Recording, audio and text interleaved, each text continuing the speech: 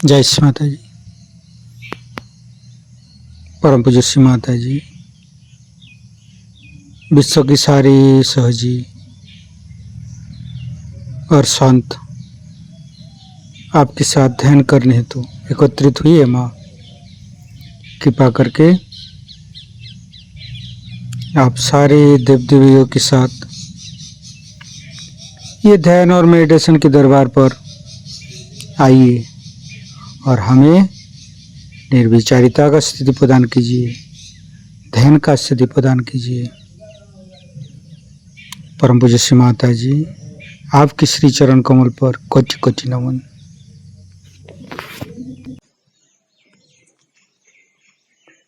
कुंडलिनी उठा के बंधन लेंगे।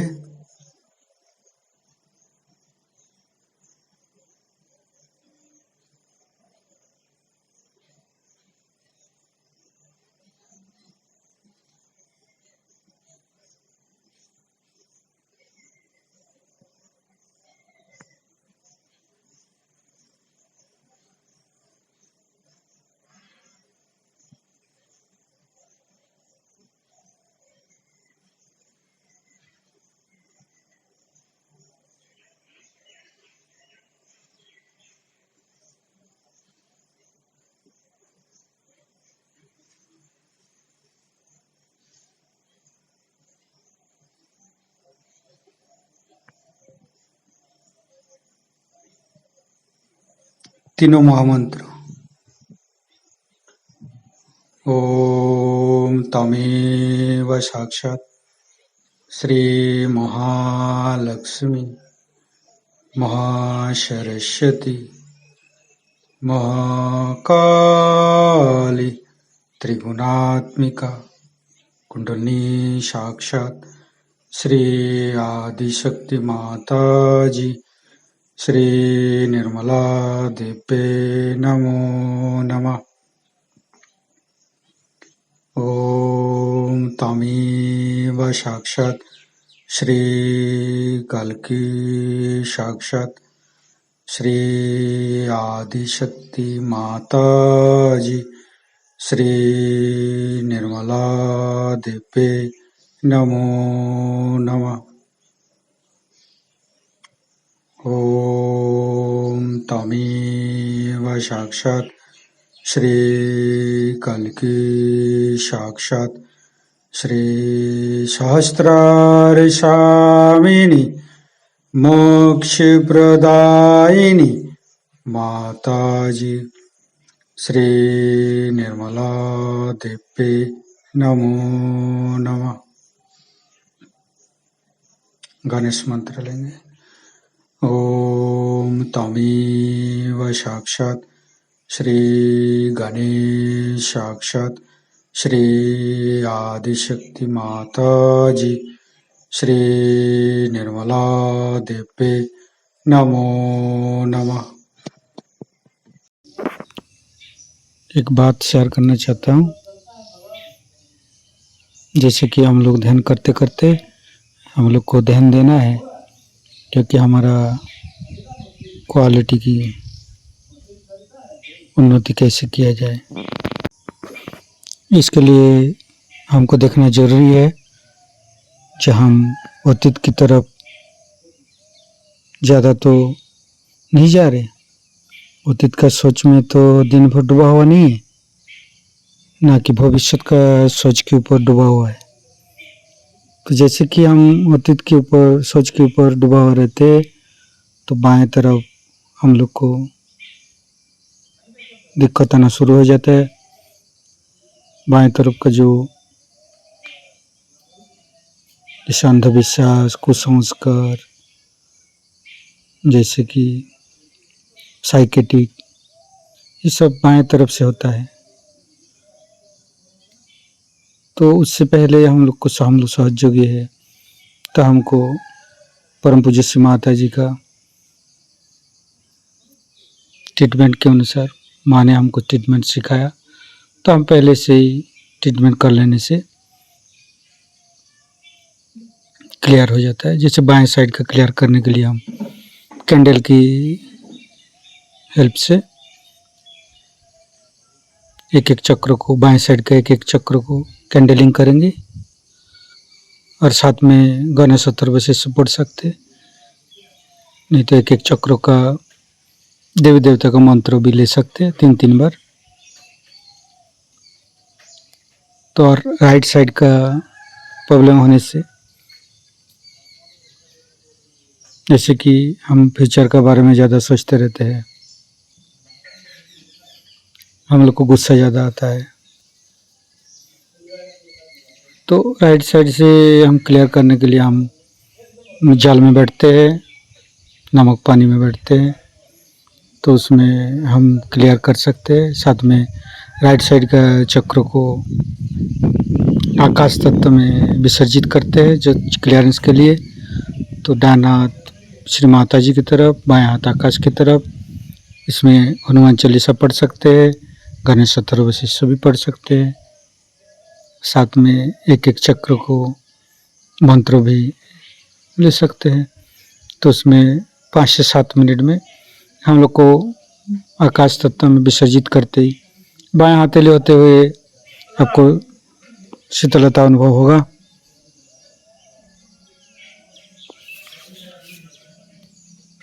और हम लोग को वर्तमान में रहना है, तो वर्तमान में हम लोग को महालक्ष्मी गणेश जी हमारे साथ रहते हैं। तो हम ध्यान करेंगे थोड़ी देर, परम पूज्य श्री माता जी के सामने प्रे करेंगे। परम पूज्य श्री माता जी, आज का ध्यान आप करा लीजिए। दोनों हाथ श्री माता जी की तरफ,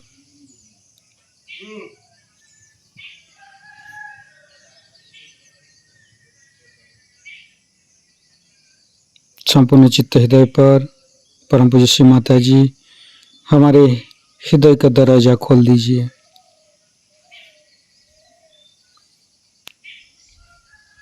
परम पूज्य श्री माता जी कृपा करके हमारे हृदय पर आइए। श्री माता जी, हम अज्ञानी हैं, हमारे अज्ञानता के बस में यदि आपके शान के खिलाफ कोई गलती हुआ हो, कृपा करके आप मुझे क्षमा कर दीजिए माँ।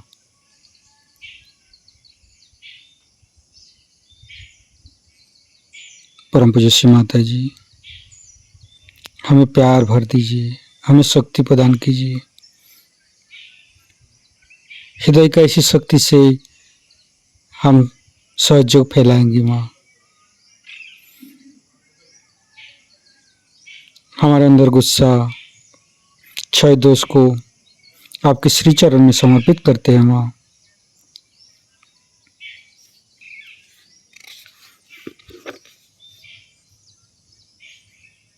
धीरे धीरे चित्त को हम तीनों मूलाधार पर परम पूज्य श्री माता जी कृपा करके अतीत और भविष्य की, अतीत की समस्त चिंता आपके श्री चरण में समर्पित करते हैं, भविष्य की समस्त चिंता आपके श्री चरण में समर्पित करते हैं माँ। कृपा करके हमें वर्तमान में स्थापित कीजिए। धीरे धीरे एक एक चक्र को हम चित्त रखेंगे और प्रे करते करते आगे आएंगे।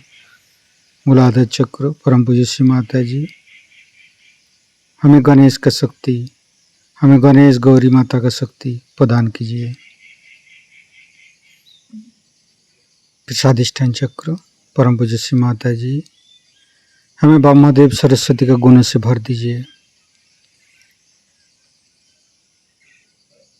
हमें सृजनात्मक शक्ति प्रदान कीजिए। धीरे धीरे चित्त को नाभि पर परम पूज्य श्री माता जी हमें आध्यात्मिक उत्थान प्रदान कीजिए, हमें गुरु तत्व प्रदान कीजिए, हमें संतोष और उदारता बनाइए। फिर हृदय पर, मध्य हृदय, माँ ये हृदय आप ही का है, ये शक्ति, ये विश्वास सब आप ही का है। कृपा करके माँ जगदम्बे की शक्ति से हमारे हृदय को भर दीजिए। बाएं हृदय, श्री माता जी आपकी परम कृपा से मैं शुद्ध आत्मा हूँ। कृपा करके हमारे आत्मा को परमात्मा के साथ मिलाइए। हमें शिव तत्व प्रदान कीजिए माँ। राइट हृदय, परम पूज्य श्री माता जी, आप ही तो सीताराम है, कृपा करके हमें मर्यादा प्रदान कीजिए, हमें मर्यादित बनाइए। धीरे धीरे चित्त को विशुद्धि चक्र, तीनों विशुद्धि को देखेंगे। फिर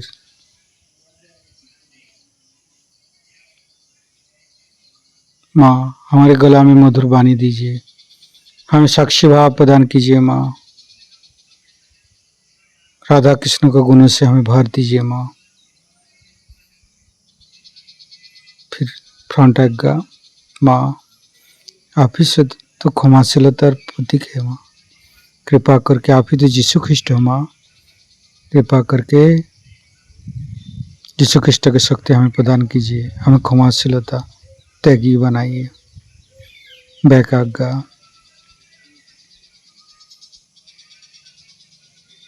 शास्त्रार, परम पूज्य श्री माता जी, हमारे अंदर अहंकार प्रति अहंकार को दूर करके हमें शास्त्रार में लेके आइए। श्री माता जी कृपा करके हमें निर्विचारिता प्रदान कीजिए। निर्विचारिता का मंत्र लेंगे। ओम तमेव साक्षात श्री निर्विचारिता साक्षात श्री आदिशक्ति माता जी श्री निर्मला देव्य नमो नमः। शास्त्रार में सदाशिव जी के साथ हम ध्यान करेंगे। सदाशिव का मंत्र लेंगे। परम पूज्य श्री माता जी, आप ही तो सदाशिव है, कृपा करके हमें शास्त्रार से आपके साथ ध्यान करने की मौका दीजिए। हे सदाशिव, हमारे शास्त्रार पर आइए। सदाशिव जी का मंत्र लेंगे। ओम तमेव साक्षात श्री सदाशिव साक्षात श्री आदिशक्ति माता जी श्री निर्मला देव्य नमो नमः। परम पूज्य श्री माता जी का अमृतवाणी हम शास्त्रार से सुनेंगे। जैसे कि मनुष्य का सार और तत्व क्या, उसका सार और तत्व उसका आत्मा है। उस आत्मा को जानते ही आपका जो ज्ञान है वो अज्ञान सा लगता है, और ज्ञान चीज आप अपनी नसों पर, अपने सेंट्रल नर्वस सिस्टम पे जानते। जैसे कि एक साहब मेरे पास आए, मुझसे कहने लगे कि माँ मुझे अंजाना की बीमारी हो गई, मुझे ठीक कर दी। मैंने कहा अच्छा बैठिए आप। मैं जा रही थी, मैंने कहा अच्छा बैठिए। उनकी कुंडलिनी जागृत की, उनको बड़ा दर्द सा उठा थोड़ा सा। उसका अच्छा ठीक हो गया, आप हम जा रहे हैं। वो कहा माँ आप क्या कर रहे हैं, मेरे तो अभी हार्ट अटैक आ गया। मैं कहा बेटी तुम ठीक हो गए, हम जा रहे हैं। उदास होके बैठ गए। तो मैं मोटर में बैठी, फिर मैं निकल के आई। मैंने कहा कि देखिए मेरी बात आप सुनिए, अभी आप डॉक्टर को जा करके अपने एंजाइनोग्राफी लीजिए और उसके बाद आप विश्वास कर लीजिएगा कि मैंने जो कहा वो सही। और वो डॉक्टर के पास गए। डॉक्टर ने कहा कमाल है, अरे भाई तुमको तो वाकई अंजाना था, वो हो क्या गया, तुम ठीक कैसे हो गए। आपका जो जानना है वो जानना क्योंकि डॉक्टर ने आपको बताया इसलिए जानना हुआ, और हमारा जानना इसलिए है कि आपकी जो वाइब्रेशंस है, आपके जो चैतन्य है, उसको हमारे आत्मा ने बता दिया। जब आत्मा बोलता है तब ये चैतन्य चलता है, ये ओंकार चलता है और ये आपको बताता है। कोई सी भी बात जिसके बारे में आपको जानना हो कि ये आदमी की तकलीफ क्या है, जब आप योगी हो जाते हैं आप उसके और हाथ करिए, आपके उंगलियों के इशारे पे आप बता सकते हैं कि इस आदमी को क्या बीमारी है। और जब वो बीमारी आपको पता है, अगर आप जानते हैं कि उस बीमारी के कारण से परे, इसे कॉज एंड इफेक्ट कहते हैं, उससे परे आपको उठना अगर आ गया तो आपने उनकी बीमारी ठीक कर दी। और उससे परे उठाना बहुत ही आसान है, उसको कुंडलिनी पर डाल दीजिए।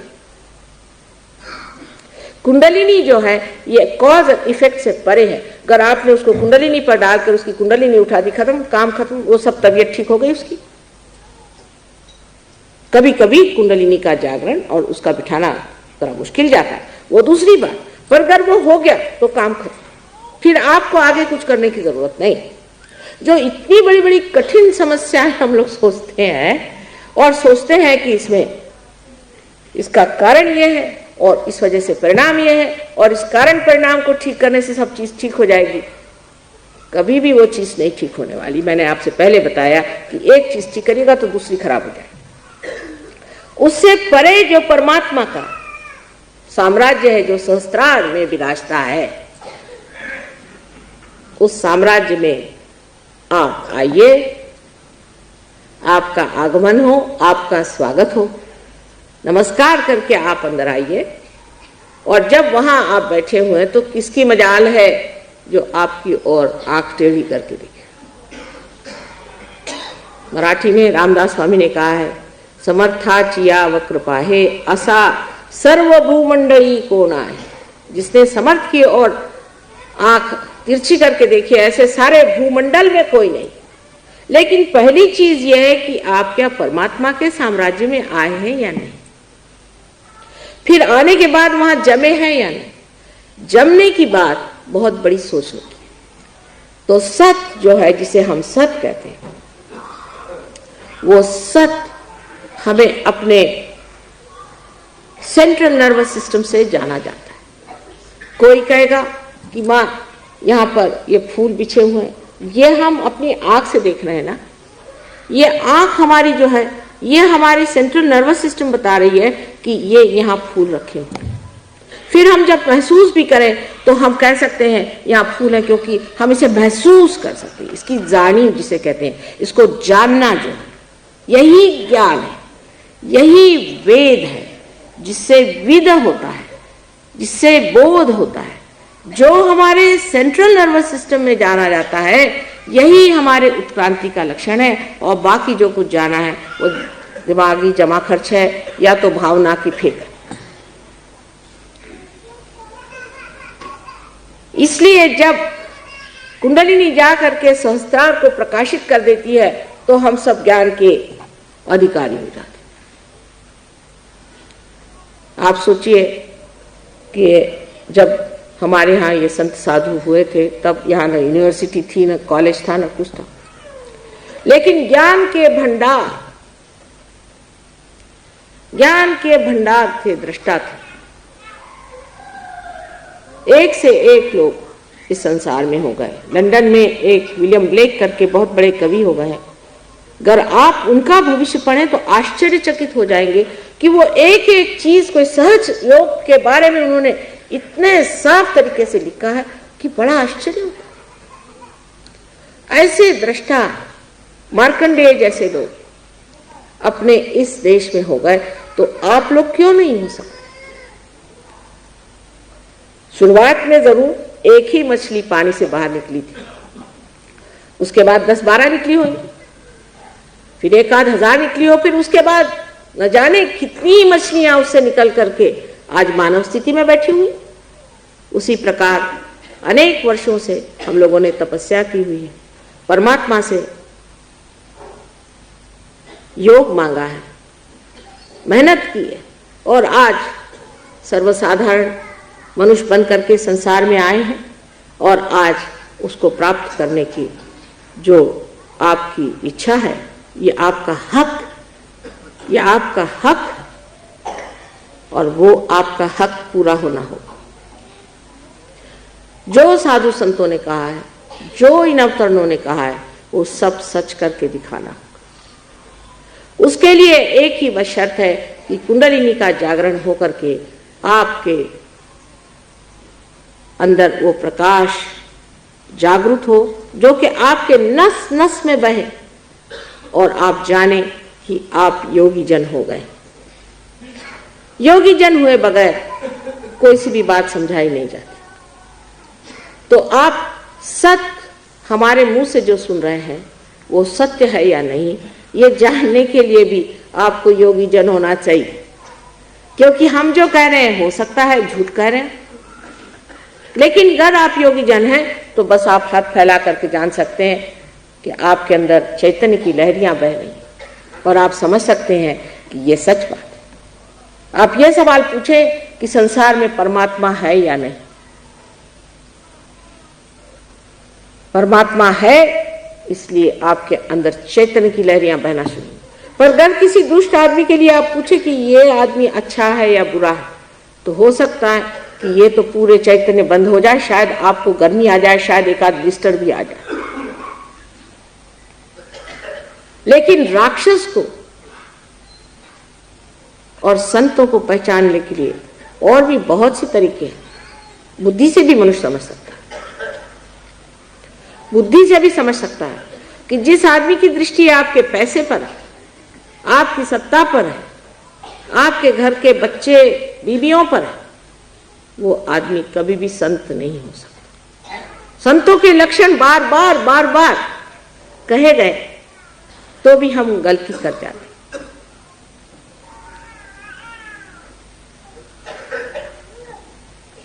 इसलिए पहले सत्य को जानने के लिए कुंडलिनी को हमारे सहस्त्रार में प्रवेश करके उसको प्रकाशित करना चाहिए, जहां ये हजार पंखुड़ियां जागृत होकर के सुंदर कलियों के जैसे, पंखुड़ियों जैसे सुंदर नृत्य करें।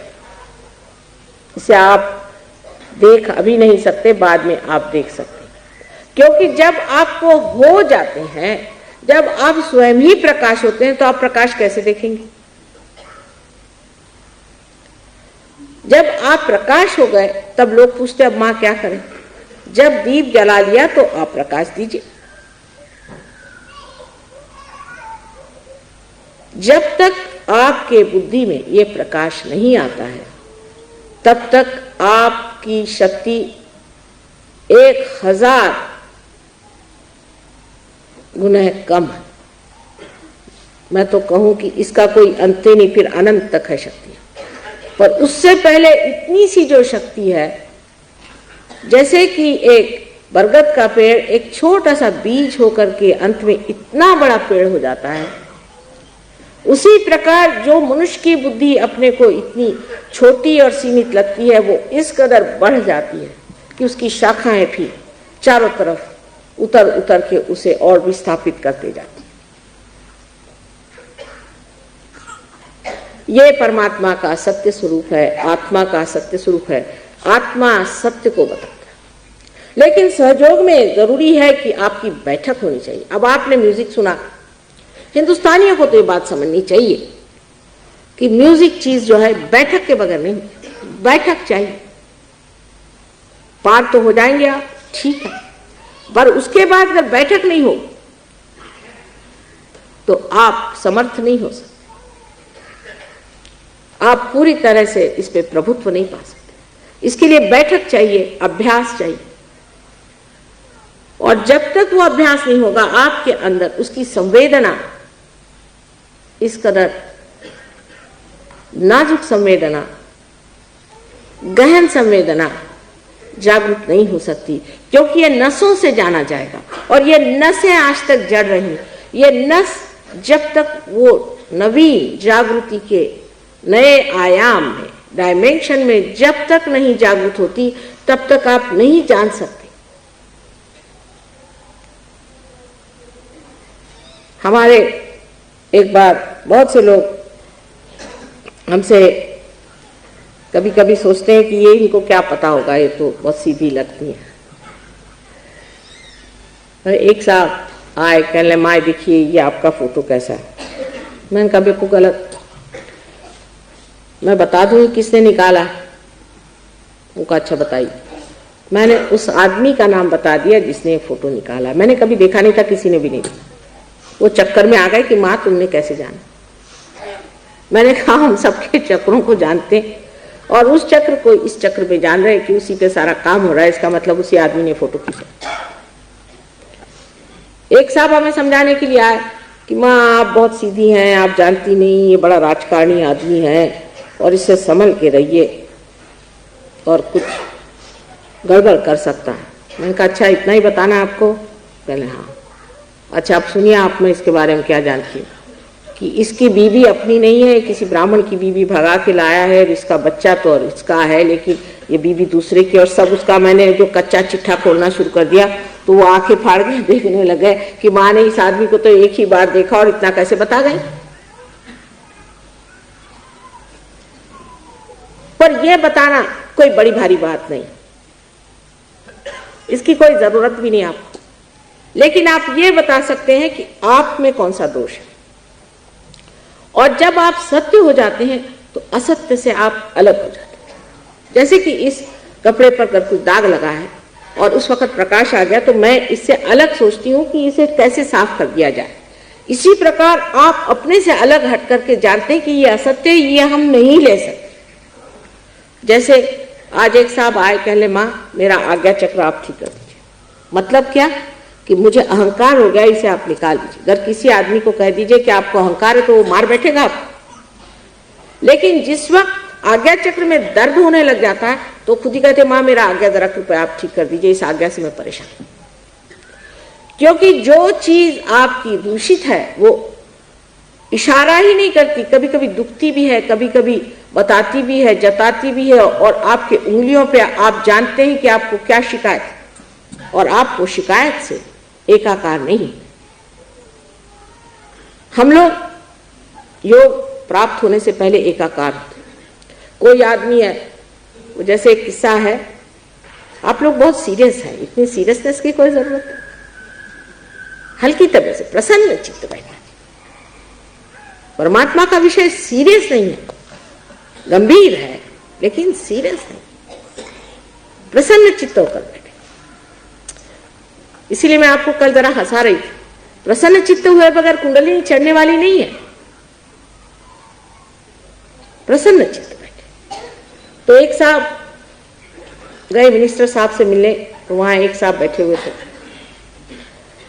तो वो खूब कूद रहे थे। इनके समझ में नहीं आया। इनका साहब मतलब क्या, आपको हो क्या गया? कहले आपको पता नहीं मैं पिए हूं। कहा अच्छा मुझे नहीं पता था आप पिए हुए हैं, माफ कर दीजिए। ये जो हम अपने ऊपर चढ़ा लेते हैं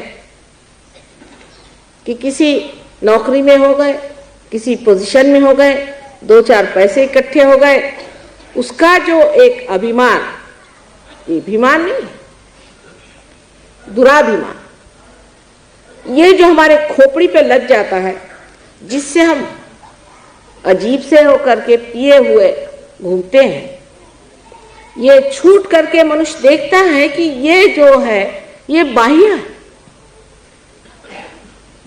अपने बुद्धि का गुमान, अपने पढ़ने लिखने का गुमान, हर तरह के गुमान मनुष्य में चढ़ जाते। वो तो बात बात पे घोड़े पे बैठ जाता है, घोड़ा है नहीं, घोड़े पे बैठा है।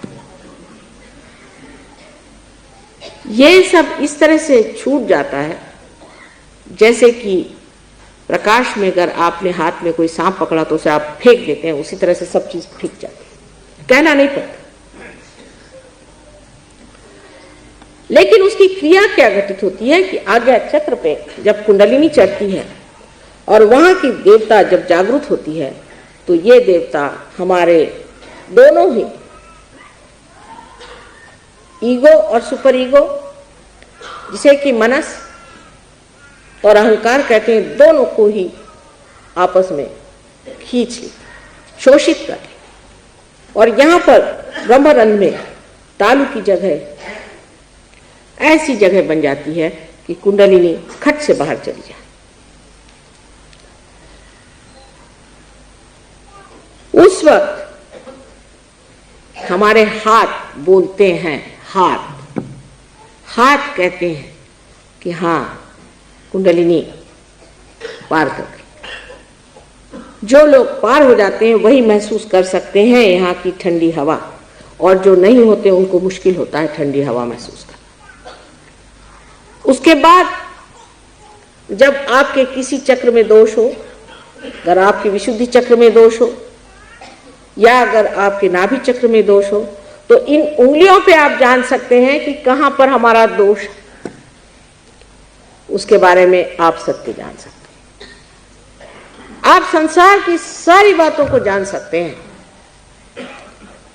यहां बैठे बैठे आपके कोई रिश्तेदार हो, कोई हो, उनके बारे में आप जान सकते हैं, देश के बारे में जान सकते हैं, देश के नेताओं के बारे में जान सकते हैं, इलेक्शन के बारे में जान सकते हैं, चाहे जो भी जानना चाहे आप सब कुछ जान सकते हैं। लेकिन योग हो जाने के बाद मनुष्य का मन इन सब चीजों से हट करके परमात्मा की ओर लग जाता है।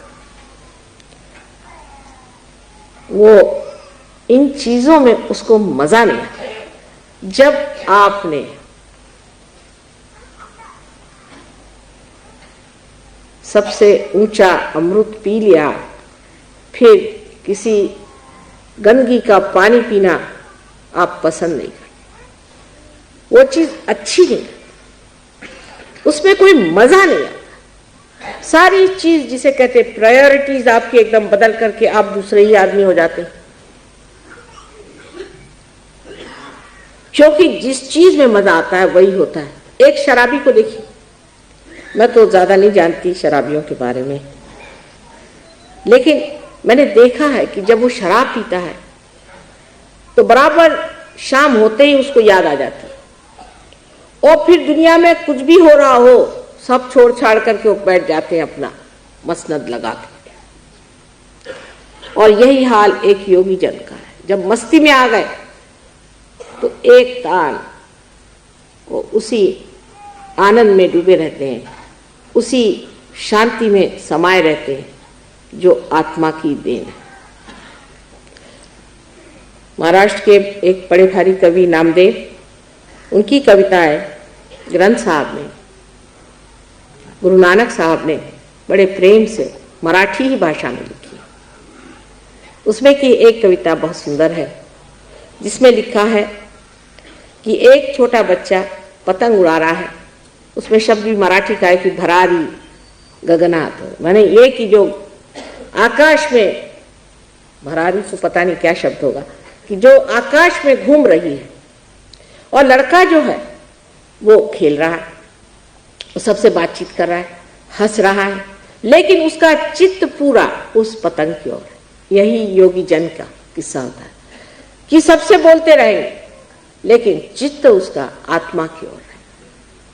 दूसरी उन्होंने जो कविता की पंक्ति है उसमें लिखा है कि औरतें हैं, पानी घड़े में लेकर जा रही हैं, 4-4 घघरियां सर पे रखी हुई हैं, जल्दी जल्दी जा रही हैं, और आपस में मजाक भी हो रहा है, हंसी भी हो रही, बातचीत भी हो रही है, लेकिन सारा चित्त उनका अपनी घघरी पर। और तीसरा उन्होंने कहा कि एक माँ है, अपने बच्चे को गोद में लेकर के सारा काम कर रही है, घर का सारा काम कर रही है, सारा संसार का वो काम कर रही है, लेकिन उसका चित्त पूरी समय अपने बच्चे पर। यही कुंडलिनी, इसका सारा चित्त आप पर लगा, सारा विचार इसका आपके ऊपर में, और इतनी उत्सुक और उत्कंठा से इंतजार कर रही है कि कब मेरा बेटा इस और आएगा जहां वो अपने पुनर्जन्म को प्राप्त करे। उसको और कोई दुनिया की चीज नहीं चाहिए। उसका जब तक ये कार्य पूर्ण नहीं होता तब तक ये शुद्ध इच्छा जो आपके अंदर सुप्तावस्था में है उसको चैन, वो ढूंढती फिरेगी, इधर जा उधर जा, जंगल में जा, पैसे में खोज, उसमें खोज, उसमें खोज। आप जो जो गलतियां करेंगे बेचारी उससे आहत होती जाएगी, पर अंत में वो बैठी रहेगी कि एक दिन ऐसा जरूर आएगा जिस दिन सुबुद्धि से मेरा बच्चा इस योग को प्राप्त करे। तो आप आत्मा का जो स्वरूप है उस सत्य को जानते हैं। जैसा मैंने आपसे बताया कि संसार में 3 तरह के लोग होते हैं। एक तो तामसिक लोग जो कि झूठ को ही सत्य मान के उसके पीछे में अपनी जिंदगी बर्बाद करते थे, और दूसरे राजसिक कि जो झूठ और सच दोनों का फर्क ही नहीं जानते, उनको कोई चीज में गलती नजर नहीं आती। और तीसरे सात्विक होते हैं जो सत्य को पहचानते चलते हैं। लेकिन जब आप योगी जन होते हैं तो सिवाय सत्य के आप कोई चीज को पकड़ ही नहीं सकते। अचूक जैसे रत्न पारखी लोग होते हैं कि हीरे को बराबर पहचान लेते हैं, ऐसे ही वो सत्य को एकदम पकड़ लेते हैं। उदाहरण के लिए ईसा मसीह का देखिए कि जब मारी मगदलिनी एक बहुत निम्न स्तर की स्त्री थी, उसको लोगों ने पत्थर मारना शुरू किया, तब ईसा मसीह का इन औरतों से कोई संबंध बनता नहीं। तो जाके उसके सामने खड़े हो गए और कहा कि भाई, तुमने से जिसने कोई पाप नहीं किया हो वो पत्थर मारे, वो भी मुझे। और सबके हाथ रुक गए, क्योंकि वो इस सत्य को जानते थे कि इस औरत ने जो भी गलती की है और जो भी इसने अपने जीवन का बुरा किया हुआ है, वो सब परमात्मा क्षमा करने वाले हैं, वही शिक्षा देने वाले हैं, और हम मनुष्य उसको क्यों दोष लगा। जिसने सत्य को जाना वो असत्य के पास कैसे खड़ा रह सकता है, आप ही बताइए। अगर आपने प्रकाश में कोई चीज देख ली तब भी क्या आप खाई में कूदेंगे? जिस प्रकाश में आपने देख लिया कि इससे मेरा पूरा नुकसान होने वाला है, मुझे पूरी तरह से तकलीफ होने वाली है, फिर आप क्या ऐसा कहेंगे कि आ बैल मुझको मार?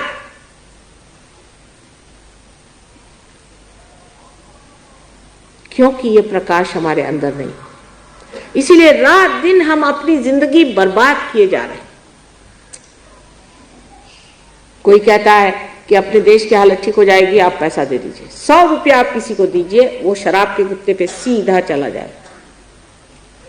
आप किसी को पोजीशन दीजिए, जैसे मैंने कल धोबी का किस्सा बनाया था, आप किसी भी विद्वान को आप बड़ी नौकरी दे दीजिए या किसी सत्ता में भेज दीजिए, उनकी खोपड़ी एकदम उल्टी बैठ जाए। सत्ता को भी कोई झेल नहीं सकता, संपत्ति कोई झेल नहीं सकता, स्वतंत्रता को भी नहीं झेल सकता। ये तो मनुष्य की दशा है। तो फिर सोचना चाहिए कि इससे कोई ना कोई ऊंची दशा होगी जहां इन सब चीज का भोग मनुष्य ले सकता है, और भोग तभी ले सकता है जब वो सत्य में खड़ा हो। जिस वक्त आप इन फूलों की सजावट देखेंगे तो आप कहेंगे भाई कितने फूल थे, पता नहीं किसने लगाए, कितना रुपया लाए, ये किया वो किया, सब दुनिया भर की बातें करें। लेकिन अगर कोई योगी होगा तो बस उसके सामने हठात खड़ा हो जाए, कोई निर्विचार स्थिति में।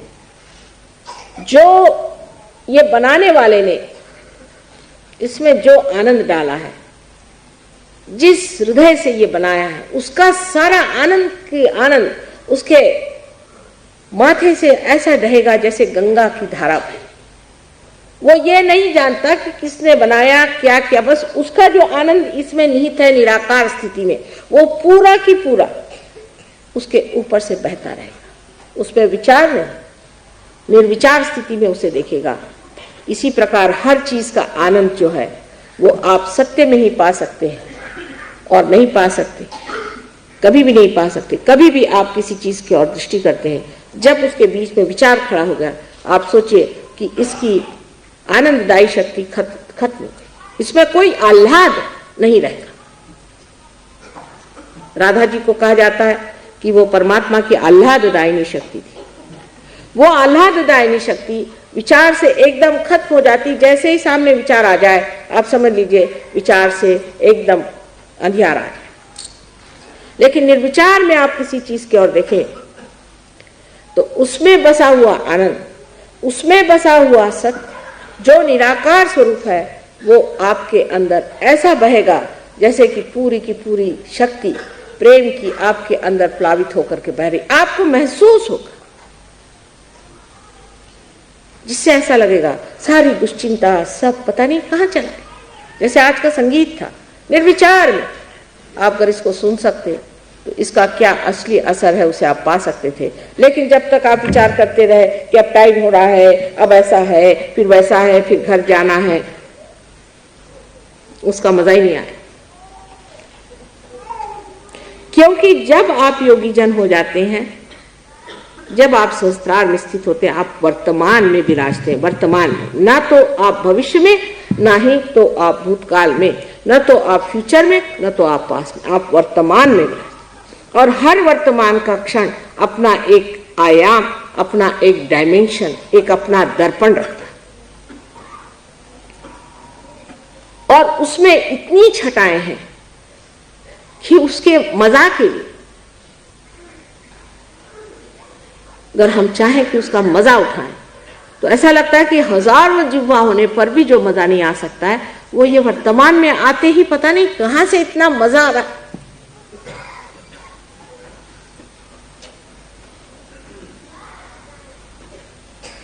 जब आत्मा हमारे अंदर जागृत हो जाता है तब आनंद, उसका स्वभाव हमारे अंदर स्फुरित होता है, इंस्पायर होता है। ये नहीं कहना पड़ रहा कि हाँ अब मैं आनंदित हूं। आप शक्ल सूरत से जान सकते हैं कि इंसान बहुत मजे में आए। जब मैं पहली मर्तबा पेरिस गई थी तो लोगों ने कहा कि माँ,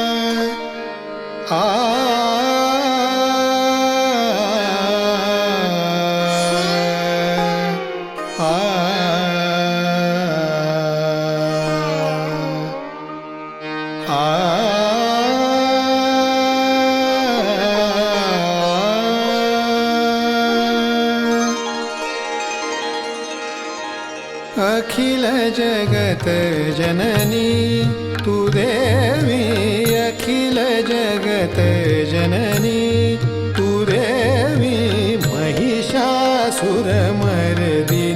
भवतारिणी, महिषासुरमर्दिनी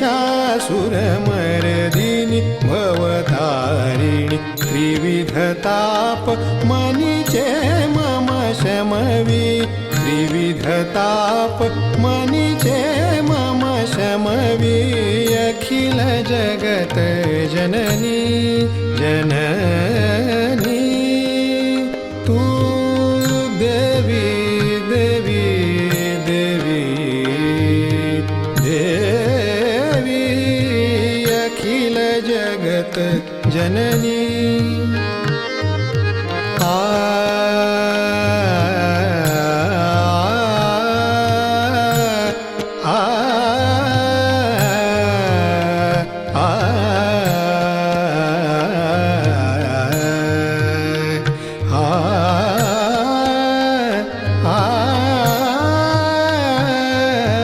अखिल जगत जननी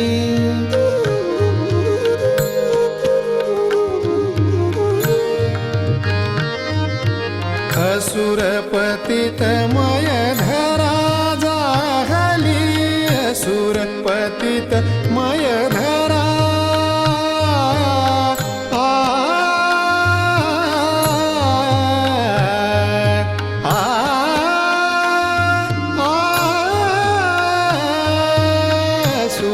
पतितमय धरा जाहली,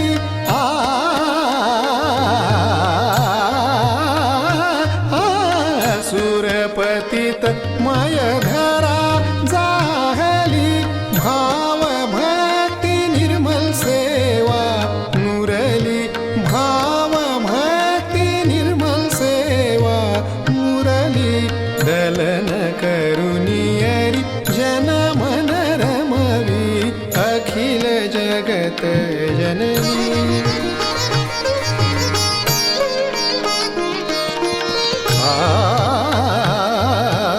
अखिल जगत अखिल जगत जननी,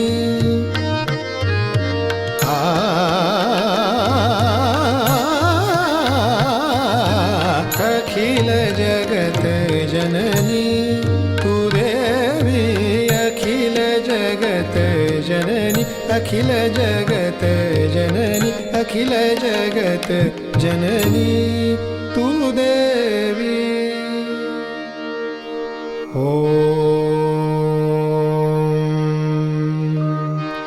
त्वमेव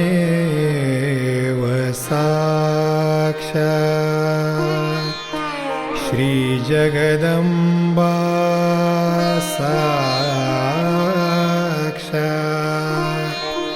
श्री आदिशक्ति